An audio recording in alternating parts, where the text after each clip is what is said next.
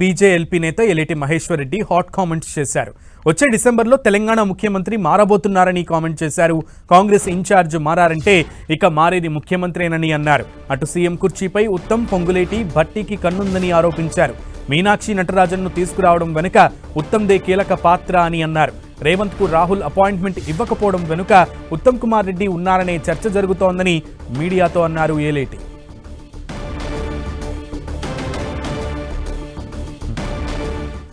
Right, Eleti Maheshwar Reddy కీలక వ్యాఖ్యలు చేశారు. అయితే ఇది మొదటిసారి కాదు ఈయన ఏలేటి మహేశ్వర్ రెడ్డి సీఎం మార్పు ఉంటుందనే ఆరోపణ చేయడం, ఇది రెండోసారి ఇటువంటి ఆరోపణ చేయడం. దీనికి సంబంధించి పూర్తి సమాచారం మా ప్రతినిధి అజయ్ని అడిగి తెలుసుకుందాం. అజయ్, ఏలేటి మహేశ్వర్ రెడ్డి చేసిన వ్యాఖ్యలకు సంబంధించి అప్డేట్స్ ఏంటి?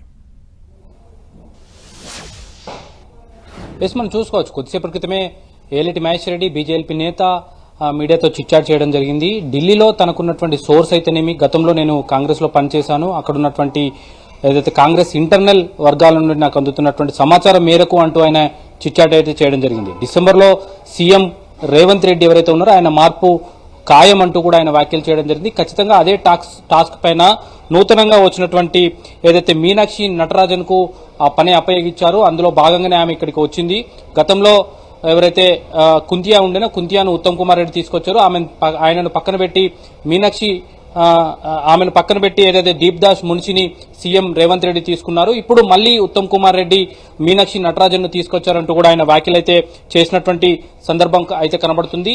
ముఖ్యమంత్రిగా రేవంత్ రెడ్డి కొనసాగాలంటే తెలంగాణ ఆడబిడ్డల ఆశీర్వాదం ఉంటే సరిపోదు, ఢిల్లీ నుండి వచ్చినటువంటి రాహుల్ గాంధీ టీంలో మెంబర్ అయినటువంటి మీనాక్షి నటరాజన్ ఆశీర్వాదం కూడా ఉండాలంటూ కూడా ఆయన వ్యాఖ్యలైతే చేయడం జరిగింది. అదేవిధంగా కాంగ్రెస్ లో అనేక మంది ముఖ్యమంత్రి పీఠం పైన కన్నేశారు. అందులో ప్రధానంగా ఉత్తమ్ కుమార్ రెడ్డి, భక్తి విక్రమార్క, అదేవిధంగా పొంగులేటి శ్రీనివాస్ రెడ్డి వీళ్ళందరూ కూడా సీఎం పీఠం పైన కన్నేసి ఆ విధంగా ఢిల్లీలో పావులు కదుపుతున్నారని, ఆర్ ట్యాక్స్ అని, పీ ట్యాక్స్ అని, యూ ట్యాక్స్ అని వసూలు చేస్తూ ఎవరికి వారు కప్పం కడుతున్నారంటూ కూడా ఆయన వ్యాఖ్యలైతే చేసినటువంటి సందర్భం కనబడుతుంది. ఖచ్చితంగా డిసెంబర్లో తెలంగాణ ముఖ్యమంత్రి మారబోతున్నాడు, రేవంత్ రెడ్డిని పక్కన పెట్టబోతున్నారు. ఇదే అంశం పైన, ఇదే టాస్క్ పైన మీనాక్షి నటరాజన్ రాష్ట్రానికి వచ్చిర్రు, ఆయన తీసుకొచ్చింది కూడా ఉత్తమ్ కుమార్ రెడ్డి అంటూ కూడా వ్యాఖ్యానించినటువంటి సందర్భం అయితే కనబడుతుంది. అయితే సీఎంలకు, మంత్రులకు సమన్వయం లేదు అనేది స్పష్టంగా కనబడుతుందని ఇటీవల జరిగినటువంటి బహిరంగ సభల్లో, అదేవిధంగా సమావేశాల్లో రేవంత్ రెడ్డికి చేరివ్వకుండా వాళ్ళు కూర్చున్నటువంటి అంశాలను కూడా ఆయన ప్రస్తావించినటువంటి సందర్భం అయితే మనం చూసుకోవచ్చు. ఏదైతే కాంగ్రెస్ లో కొత్తగా ఉప ముఖ్యమంత్రుల పోటీ కూడా నడుస్తుందని, ఏదైతే ఎస్సీలకు ఉప ముఖ్యమంత్రి ఇచ్చినప్పుడు బీసీలకు ఎందుకు ఇవ్వడం లేదన్న డిమాండ్ కూడా వినిపిస్తుందని, ఈ నేపథ్యంలోనే ఎవరికి ఉప ముఖ్యమంత్రి పదవి ఇవ్వకూడదని బట్టి కూడా గుర్రుగా ఉన్నట్టు కూడా ఆయన చెప్పుకొచ్చినటువంటి పరిస్థితి కనబడుతుంది.